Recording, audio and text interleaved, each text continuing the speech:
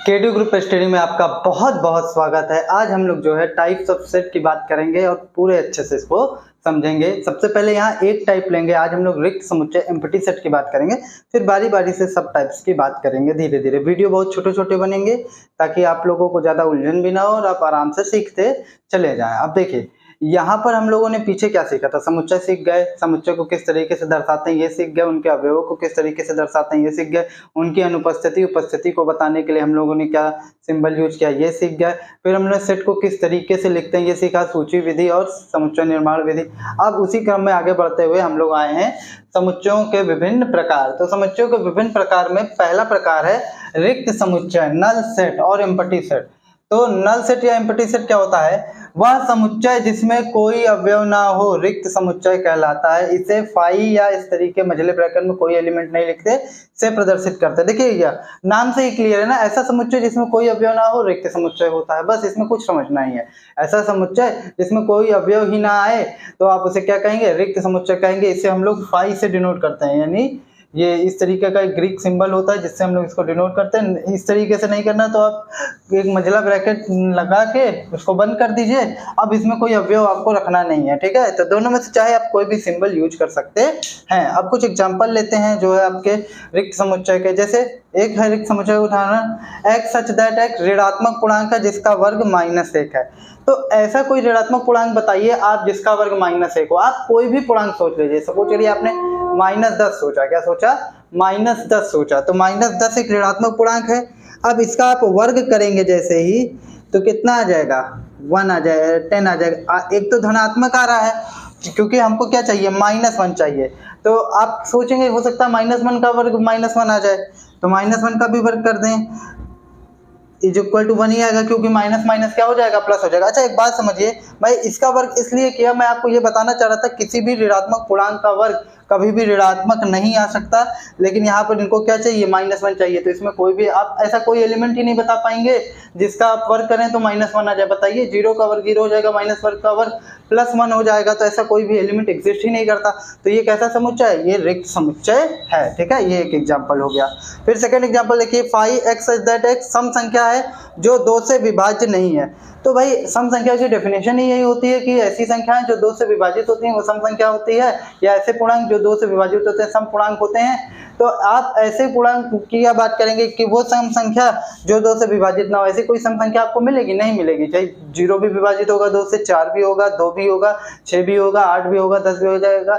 ऐसी आपको कोई भी संख्या नहीं मिलेगी सम में जो 2 से विभाजित ना हो। सम संख्या नाम ही इसलिए पड़ा है क्योंकि वो 2 से विभाजित है। तो इसलिए ये भी क्या है, आपका रिक्त समुच्चय है। इसमें कोई भी एलिमेंट नहीं आ पाएंगे, ना आप 2 को ले पाएंगे ना आप 3 को ले पाएंगे। 3 सम तो है ही नहीं, विषम है। जबकि हमको ऐसी सम संख्या ढूंढनी है जो 2 से विभाजित ना हो। एक तो सम है, ऊपर से देखिए अटपटी बात क्या, जो 2 से विभाजित नहीं हो रही है। तो जब सम संख्या है तो 2 से विभाजित कैसे नहीं होगी, जरूर होगी। तो इसमें कोई भी एलिमेंट नहीं आएगा। देखिए phi x such that x belongs to natural number, मतलब हमको नेचुरल नंबर लेने हैं जो 0 से बड़ा हो और 1 से छोटा हो। जरा समझिएगा, ऐसे नेचुरल नंबर लेने 0 से बड़ा और 1 से छोटा। भाई 0 और 1 के बीच वैसे तो अनंत नंबर आएंगे, ऐसे इन्फिनाइट नंबर्स आ सकते हैं। आप अगर परिमेय और अपरिमेय और वास्तविक संख्याओं में बात करें तो अनंत नंबर आ सकते हैं। लेकिन अगर आप प्राकृतिक संख्या की बात करें तो इसके बीच आपको प्राकृतिक संख्या नहीं मिलेगी। ऑल्दो 1 एक प्राकृतिक संख्या है, लेकिन हमसे इसके बीच बोला है। तो 0 के जस्ट बाद आने वाली संख्या एक प्राकृतिक संख्या होती है, तो इसके बीच तुमको मिल ही नहीं सकती। अनंत परिमेय संख्या अपरिमेय संख्या मिलेगा, लेकिन प्राकृतिक संख्या नहीं मिलेगी। जबकि हमारी डिमांड क्या है, प्राकृतिक संख्या की है, क्योंकि ये बोले x सच दैट x ऐसा है कि x जो है नेचुरल नंबर से बिलोंग कर रहा है, यानी प्राकृतिक संख्या से बिलोंग कर रहा है। तो इसमें भी कोई एलिमेंट नहीं आएगा, इसलिए ये फाई यानी रिक्त समुच्चय है। नेक्स्ट देखिए, phi x such that x एक वास्तविक संख्या है, एक वास्तविक संख्या है जो जिसका वर्ग क्या है, 0 से कम है। चलो इसको समझिएगा, इसमें समझने वाली बात है।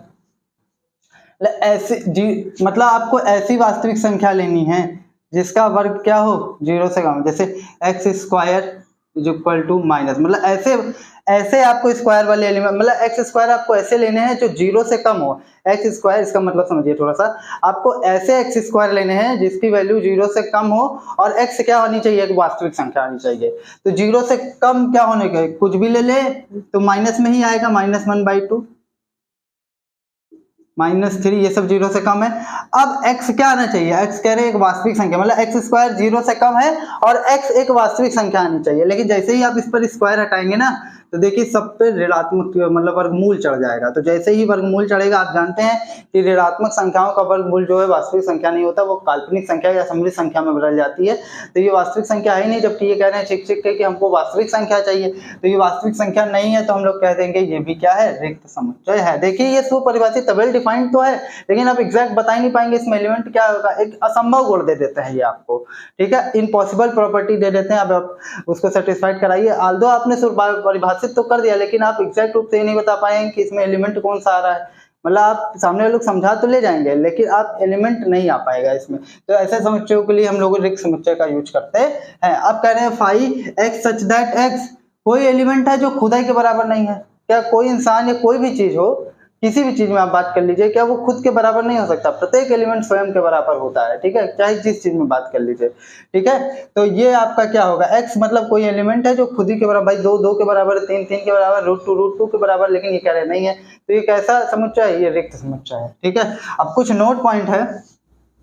देखिए कुछ लोग गलती क्या करते हैं, सोचते हैं कि ये एक रिक्त समुच्चय है। भैया रिक्त समुच्चय के लिए आप चाहे ये सिंबल लगाएंगे चाहे ये सिंबल लगाएंगे, ये रिक्त समुच्चय नहीं है। इसमें एक एलिमेंट 0 है, तो रिक्त समुच्चय में कोई एलिमेंट नहीं होना चाहिए ना, तो ये रिक्त समुच्चय नहीं है। तो ये एकल समुच्चय है, ये हम लोग आगे बात करेंगे, लेकिन ये रिक्त समुच्चय नहीं है। नेक्स्ट देखिए, ये भी रिक्त समुच्चय नहीं है। आप सोचें फाई ही तो है, फाई को मझले ब्रैकेट में बंद कर दिए।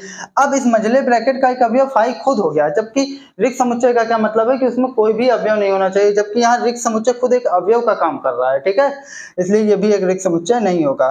रिक्त समुच्चय एक अद्वितीय समुच्चय होता है। अब ये रिक्त समुच्चय एक अद्वितीय समुच्चय होता है, थोड़ा इसको समझिए कि किसी भी सेट का आप केवल और केवल एक ही बार, मतलब किसी भी आप समुच्चय को एक ही रिक्त समुच्चय होता है, एक से ज्यादा रिक्त समुच्चय नहीं हो सकता, ठीक है। ये वास्तव में प्रॉपर्टी होती है, ये हम लोग आगे प्रूफ करेंगे, ठीक है।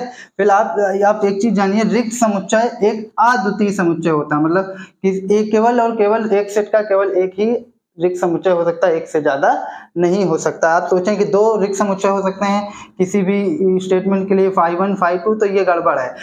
रिक्त समुच्चय अद्वितीय होता है, केवल और केवल एक ही होता है, या तो वो फाई ही होगा। अगर वो फाई 1 और फाई 2 दो आप अलग अलग मानेंगे ना, तो अंत में एक ऐसी कंडीशन बनती है कि दोनों बराबर हो जाते हैं। इसको हम लोग आगे डिस्कस करेंगे। फिलहाल आई होप आपको ये समझ में आया होगा। अब हम लोग मिलते हैं नेक्स्ट वीडियो में, तब तक के लिए नमस्कार, ठीक है। अगर आपको फिर भी कोई कंफ्यूजन है तो आप इससे रिलेटेड कोई भी कंफ्यूजन कमेंट सेक्शन में पूछ सकते हैं। मिलते हैं नेक्स्ट वीडियो में।